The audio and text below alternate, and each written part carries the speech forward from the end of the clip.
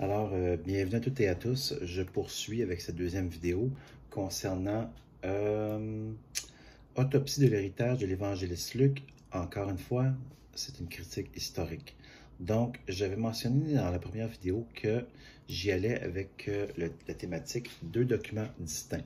On a vu dans la première vidéo qu'il y a une hypothèse, certains disent une théorie, mais moi je considère que c'est une hypothèse, que l'Évangile et les Actes ne formaient qu'un seul livre au départ. Moi, je considère qu'il y a deux documents distincts et voici ce à quoi j'en suis venu.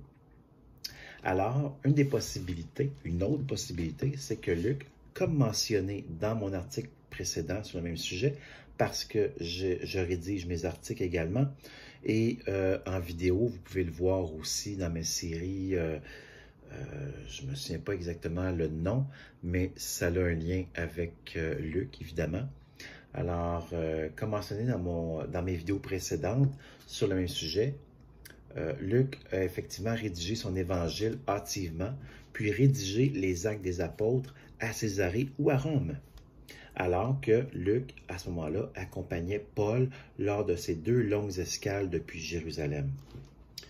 J'ai déjà évoqué plusieurs raisons d'un évangile hâtif dans ces vidéos, dans la série vidéo précédente que j'ai fait.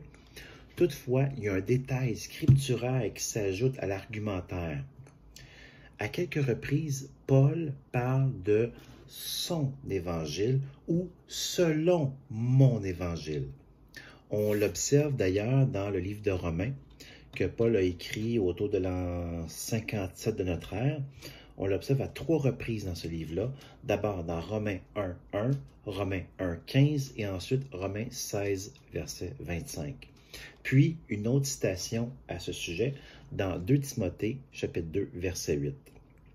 Plusieurs croient que l'évangile en question dont fait mention l'apôtre Paul, c'est lors de la révélation de Jésus ressuscité dans sa gloire lors du voyage de Saul de Tarse, l'apôtre Paul, vers Damas dans le but d'y persécuter les chrétiens, donc au chapitre 9 du livre des Actes.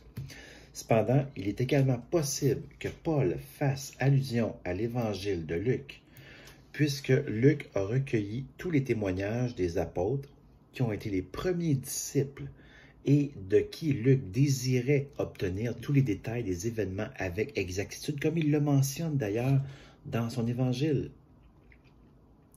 Comme les chrétiens d'aujourd'hui, Paul avait certainement besoin de se repérer dans les récits que Luc aurait déjà rédigés, plutôt que de se fier uniquement à sa mémoire concernant des détails qui auraient pu être importants et qu'il aurait pu oublier dans sa prédication de l'Évangile. Puisque Paul n'a pas été un apôtre de première heure, d'avoir un récit rédigé ne pouvait certainement pas nuire, effectivement. Même si Paul était un érudit et ancien chef de la loi. À noter également que Paul a été instruit de l'Évangile pendant quelques années en Arabie, et ce, afin de le préparer pour la grande mission qui l'attendait dans des contrées lointaines. Il a eu quand même 4 voyages missionnaires, dont le dernier qui n'était pas nécessairement volontaire. Maintenant, je reviens je vais revenir pour une troisième vidéo et je vais élaborer sur ce que je crois être un évangile hâtif de la part de Luc. Alors, je vous reviens bientôt. Merci, à la prochaine.